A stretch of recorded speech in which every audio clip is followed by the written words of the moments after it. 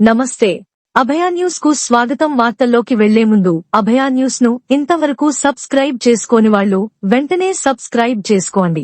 మా అప్లోడ్స్ ఎప్పటికప్పుడు మీకు చేరాలంటే పక్కనే ఉన్న బెల్ సింబల్ నొక్కండి. లైక్ చేయండి, షేర్ చేయండి. అన్నమయ్య జిల్లా తమ్మళ్లపల్లి నియోజకవర్గ టీడీపీలో గత కొంతకాలంగా రాజకీయ అనిశ్చితి రాజ్యమేలుతోంది. ఇటీవలి కాలంలో ఈ నియోజకవర్గ టీడీపీలో గ్రూపు రాజకీయాలు తారాస్థాయికి చేరుకున్న విషయం తెలిసిందే. రెండు పిల్లుల కొట్లాట కోతికి మేలు చేసినట్లు ఒకే పార్టీలోని రెండు వర్గాల మధ్య పోరుతో వైసీపీ లోలోపల సంబరాలు చేసుకుంటోంది. తమ్మళ్లపల్లి తమ్ముళ్ల తగవులాట తగ్గించేందుకు అధిష్టానం దృష్టి సారించి ఇప్పటికే పరోక్షంగా కొన్ని చర్యలు చేపట్టినా ఫలితం రాకపోవడంతో మరో అస్త్రాన్ని ప్రయోగించేందుకు సిద్ధపడినట్లు తెలుస్తోంది. ఆ అస్త్రమే మాజీ ఎమ్మెల్యే శంకర్ యాదవ్ అనే టాక్ ఎక్కువగా వినిస్తోంది. అధిష్టానం నుంచి ఆయనకు పిలుపు వచ్చిందని, అయితే ఆయన తనయుడు శ్రీకాంత్ వివాహం ఉన్నందున వివాహానంతరం ముఖ్యమంత్రి చంద్రబాబును కలుస్తారని అంటున్నారు. వివాహం జరిగి వారం రోజులు పూర్తవగా ముఖ్యమంత్రి నుంచి ఆదేశాలు అందిన వెంటనే శంకర్ మంగళగిరికి వెళతారని తమ్మళ్లపల్లి ఇన్ఛార్జ్ దాదాపుగా ఆయనకే ఖరారయ్యే అవకాశం ఉందంటున్నారు కొందరు టీడీపీ నేతలు. ఇదిలా ఉండగా 2014 ఎన్నికలకు ముందు టీడీపీలోనే కొందరు నేతలు శంకర్ను వ్యతిరేకించిన విషయం విదితమే. అయినప్పటికీ టికెట్ శంకర్కే దక్కుతుందనే బలమైన నమ్మకం చాలా మందిలో ఉండింది. అయితే కొత్తగా రాజకీయ అరంగేట్రం చేసిన జయచంద్రారెడ్డికి అనూహ్యంగా తొలి జాబితాలోనే అధిష్టానం టికెట్ కేటాయించడం జరిగింది. ఈ పరిణామాలతో షాక్ కు గురైన శంకర్ యాదవ్ అప్పటి నుంచి సైలెంట్ అయ్యారు. శంకర్కే గనక టికెట్ ఇచ్చి ఉంటే ఈనాడు తమ్మళ్లపల్లిలో టీడీపీ జెండా ఎగిరేదనే అభిప్రాయాన్ని ఆ పార్టీ శ్రేణులు వ్యక్తపరుస్తున్నారు. దూరపు కొండలు నునుపని నమ్మి తీరా అక్కడికెళ్లి చూస్తేగాని తెలియలేదు ఆది మరీ భయంకరమైన అడవి అని ఆవేదన వ్యక్తం చేస్తున్నారు. ఇదిలా ఉండగా తొలి జాబితాలో టికెట్ పొంది చివరి వరకు బిఫారం తెచ్చుకోలేకపోవడంలోనే ఆయన వైఫల్యం బయటపడిందంటున్నారు. రాష్ట్రంలో అందరికన్నా చిట్టచివర బిఫారం పొందిన 175వ వ్యక్తిగా జయచంద్రారెడ్డి 2024లో రికార్డు సృష్టించారని ఆ పార్టీ శ్రేణులు వ్యంగ్యాస్త్రాలు సంధిస్తున్నారు.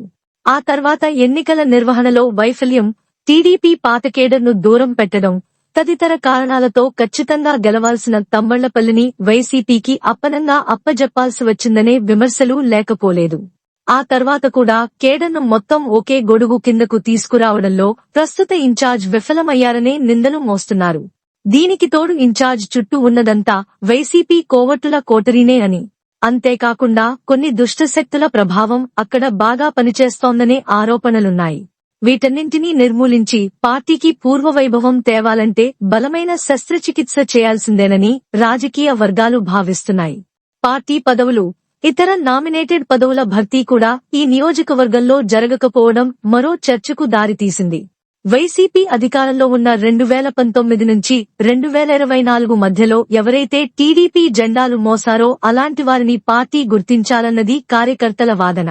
అయితే టీడీపీలో ఉంటూనే టీడీపీ నాయకులుగా చెలామణి అవుతూ ఎవరైతే వైసీపీతో కులాసాగా చెట్టాపట్టాలేసుకు తిరుగుతున్నారో అలాంటివారు వైసీపీ ప్రభుత్వ హయాంలో టీడీపీ శ్రేణులపై దాడులు, ఇతరత్రా అరాచకాలు సృష్టించిన వారే ఇప్పుడు ఇన్ఛార్జ్ వెన్నంటే ఉంటూ నియోజకవర్గ టీడీపీలో పెత్తనం చెలాయిస్తున్నారని ప్రజలు కోడైకొస్తున్నా ఇన్ఛార్జ్లో ఏమాత్రం చలనం లేకుండా పోయిందనే విమర్శలు వెల్లువెత్తుతున్నాయి.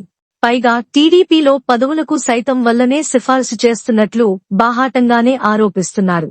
వైసీపీ పాలనలో టీడీపీ కార్యకర్తలపై కక్షపూరిత చర్యలకు పాల్పడ్డ వైసీపీ నాయకులు కార్యకర్తలపై ఎలాంటి చర్యలు తీసుకోకపోగా వారిని కాపాడుకుంటూ వస్తున్నట్లు నియోజకవర్గంలో చర్చించుకుంటున్నారు.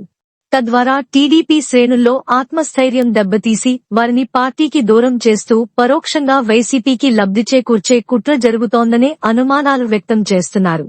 ప్రస్తుతం నియోజకవర్గంలో జరుగుతున్న పరిణామాలు ఇందుకు బలం చేకూరుస్తున్నట్లు టీడీపీ శ్రేణులు అంటున్నారు.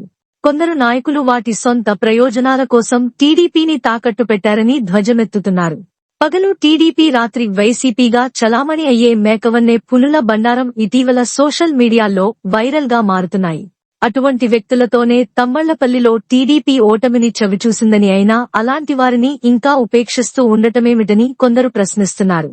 గోడమీద పిల్లులపై ఉదాసీనంగా ఉండే కొద్దీ పార్టీకి మరింత నష్టం కలుగుతుందని తక్షణమే అధిష్టానం తగు చర్యలు తీసుకోవాలని అంటున్నారు.